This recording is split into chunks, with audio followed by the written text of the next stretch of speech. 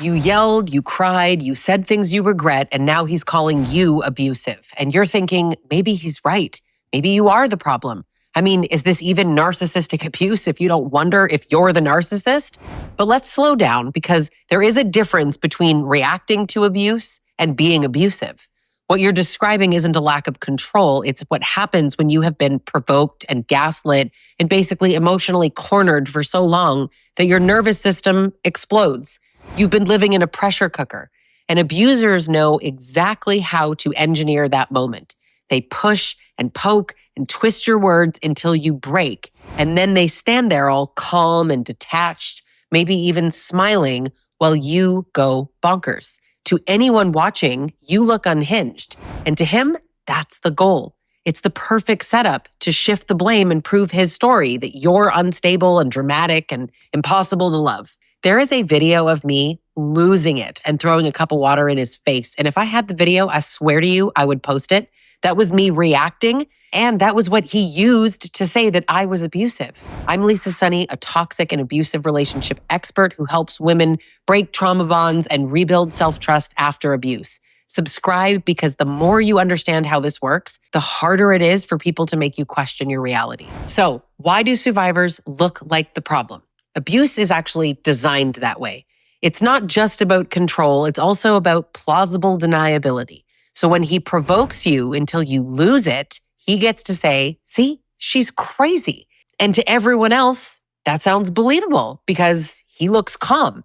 But he's not calm because he's rational. He's calm because he's in control. So I don't believe this whole they just lose control crap. They don't always record you, but it's the 21st century and recordings help build his case. So let's talk about what's happening underneath that reaction. When you are living in this constant state of tension where you're just being criticized and dismissed and invalidated or ignored, your body is going to stay in survival mode. So your brain is constantly scanning for danger. You fawn, you freeze, you comply, and then one day you fight. And that's not a moral failure. It's just biology, to be honest. Dr. Bessel Kolk's research actually shows that chronic emotional stress traps the body in fight or flight. So you're not snapping out of nowhere. Your system has just hit overload, and then it defends you the only way that it knows how. Well, when you react, it's because your body has quite literally reached its limit. You're at capacity for his crap. We spend months or years managing our reactions because, listen, we already know that abusive men are seeking your reaction, right? So you've been trying to hide it and breathe and stay calm, but you're a human. Your body is trying to protect you from a threat that feels inescapable. So when he reacts, it's because he senses a loss of control and needs to reassert his dominance. That's not what you're doing.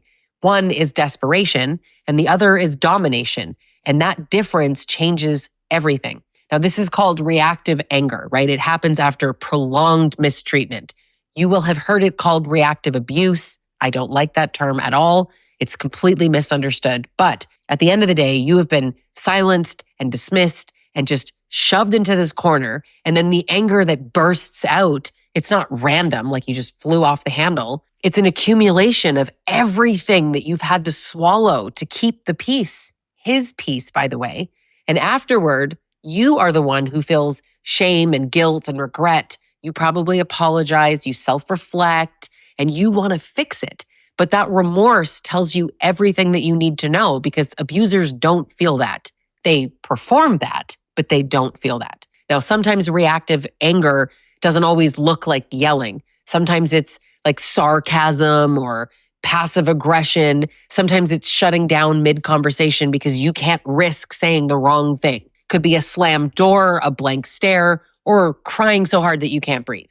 It's not aggression, it's collapse under pressure. And listen, I know you can't see intention, but stay with me because I'm going to explain this. But first, I want to contrast this with narcissistic rage. This isn't a trauma response, it's a control tactic. Narcissistic rage isn't triggered by pain or betrayal. It's triggered by ego threat, criticism, rejection, not getting their way. You tell him no, and he's furious, right? He's pissed. You set a boundary, he calls you disrespectful. Your opinions make him explode. It is wildly disproportionate to whatever just happened. And it's not followed by guilt. Now, yes, he might fake guilt and remorse. And that's exactly why this part gets confusing, especially when everybody seems to think that narcissists are driven by shame, and they're not. Now, he might cry. He might say that he hates himself. He might talk about his childhood. He'll swear that he's changing. It looks emotional, right? It's strategic. That false vulnerability, it's the bait. He's not feeling empathy for you. He's feeling sorry for himself, and he's trying to stop you from pulling away. Real remorse, that's what creates change. Fake remorse resets his control. So if it happens more than once, it's fake. Let's not complicate this, okay? The rage always comes back the next time he feels challenged because it's not about the situation, it's about protecting his power. Abusers do not lose control.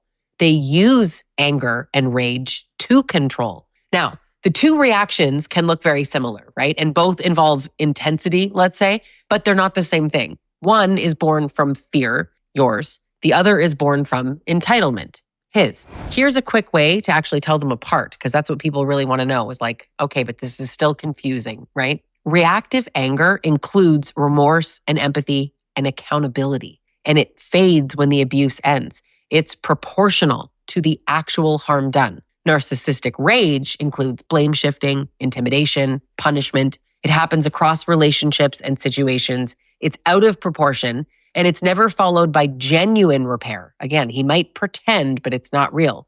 One says, I'm sorry, I shouldn't have done that, full stop. The other says, you made me do this. You might even say, I'm sorry, I shouldn't have done that, but that's not genuine, right? That's not remorse. It's not accountability. To make it even clearer, here's a little checklist, okay? If the anger disappears when safety comes back, it's reactive. If it repeats across relationships, it's definitely abusive. If it repeats in patterns within your relationship, it's abusive. If it leads to remorse and some kind of repair, it's reactive. If it leads to punishment and blame, it's abuse. If the person looks relieved after expressing it, that's release. If they look satisfied, that's control. But here's where it gets kind of twisted, right? Survivors start believing the lie. You start replaying your worst moments thinking, I really am just as bad. It's both of us. Maybe we're toxic together, but that's because you're seeing your reaction without context. Now, outsiders, they only see the explosion, right? Not the months of manipulation and abuse that caused it. Abusers are masters at context removal, right? They provoke you for hours. They say the cruelest, meanest things that are so targeted. And then they hit record right before you yell. They'll tell mutual friends she has anger issues. They'll tell therapists she's emotionally unstable. And they'll do it all with that really steady, calm voice that makes them look like the reasonable one. But it's not calmness. It's control. You know that feeling before it happens, right? You're sitting at the table, like your jaw's tight and you're nodding as he's replaying the argument to you and it's not actually what happened, right? You tell yourself, stay calm, stay calm, stay calm. But every nerve in your body is screaming that you're not emotionally safe. And you're not exploding because you want to fight. You hate fighting. You are exploding because your body cannot contain any more threat. That's the reality that people can't see. Survivors can't even see it, and they're in it. So when abusers claim that they're just reacting to, here's how to separate truth from performance. After the blow up, who feels safer and who feels smaller? Who gets comforted? Who does the comforting? Whose anger resets the power dynamic back in their favor? That's the real tell. That's the real tell. A survivor's reaction ends with apology, guilt, and self-blame. And an abuser's reaction ends usually with you apologizing. They don't feel bad. If you've ever been told that you're the abusive one, I want you to ask yourself a couple of questions, okay? Who was afraid in that relationship? And not who pretends to be afraid. Who was actually afraid? Think about yourself. Were you afraid? Who was constantly monitoring the other's moods? Who apologizes first, even when they weren't wrong? Who's trying to make things better? That's how you tell the difference between an outburst from pain and a pattern of somebody trying to dominate you. I know that they say that they're afraid to speak or afraid to share their feelings, right? Every time I talk about my feelings, you get upset. You got to see through that. I know that they say it. Real fear leads to withdrawal or avoidance. Theirs shows up as control, right? Or even defensiveness or an attack. That's how they see things. And it's not that they can't speak.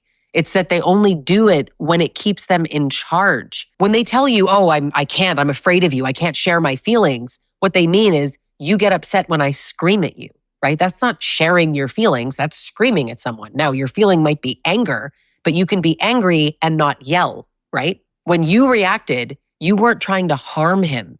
You were trying to stop the harm being done to you, and that matters, right? Intent matters, context matters, patterns matter. Trust your own intention. And I know how hard that is when you've been gaslit for so long. But think about how your body felt afterward, right? Abusers feel righteous after rage. You feel sick. You hated yourself for losing it. You've been losing sleep. That's not an abuser.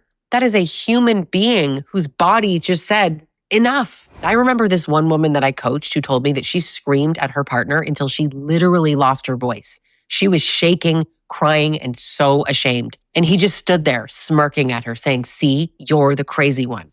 But what led up to that moment was hours of him taunting her and mocking her, accusing her of things that she didn't do. So she didn't explode out of nowhere. She exploded after being psychologically tortured. That's what reactive anger looks like. It's the body's last resort after every calmer attempt has failed. And this pattern doesn't just show up in romantic relationships, right? Don't ever forget it can show up with parents and bosses, friends, that same calm cruelty and reactive emotion. The abuser provokes and stays cool, and the victim reacts, and you look totally unhinged. It's everywhere, and it thrives on misunderstanding. But that's how abusers build their narrative, right? They say things like, well, we both yelled, we both have issues. But equality on paper doesn't actually mean equality. It's not mutual if one person's fear keeps the other person safe. The reason that you looked like the problem is because you were surviving a setup. Mutual abuse doesn't even exist. Two people can be toxic together, not abusive together. Now, here's how to start separating what was reaction from what was you. When you think back on those moments, were you reacting to harm or were you trying to cause harm? Openly, in your own mind, what do you know to be true about yourself? Was my goal to protect myself or to dominate this other person? Did I feel powerful or did I feel powerless? Your answers are going to tell you everything. The healing starts when you stop apologizing for surviving, right? You start seeing your reactions not as proof of who you are, but as evidence of what you have been through. And for clarity, what he has put you through. Your worst moment doesn't define you, but it does expose the conditions that you've been forced to live under. This is how you break this shame loop. You stop letting his version of offense define you. You stop internalizing his calmness as good and you reacting as crazy. You learn to see the difference between your expression of emotion and his emotional abuse. And the proof is really in what happens next. He keeps doing it, right? You learned from it, you healed from it, you vowed never to lose yourself like that again. That's not the same thing, right? That's growth. And you don't have to erase your reactions. You get it. It happened. Forgive yourself. You just need to understand them. Because the truth is, reactive anger fades when the abuse ends. Narcissistic rage never does. That's the difference. And if you're still doubting yourself, remember what Lundy Bancroft teaches, right? In an abusive dynamic, the person who's afraid is never the one holding the power. That line alone clears up so much confusion for survivors who've been labeled as mutual participants. So no, you were not the problem. You were reacting to one. And the next time someone calls you too emotional or unstable, remember, that is exactly what abusers say when they've run out of ways to control you. So if you're ready to rebuild self-trust and stop feeling like you have to apologize just for surviving, you can work with me privately, or you can join one of my group coaching programs where you're going to learn the tools and find the community to truly move forward. The links are in the description. And subscribe, because you need to understand this. And I break this down real talk in all of my videos.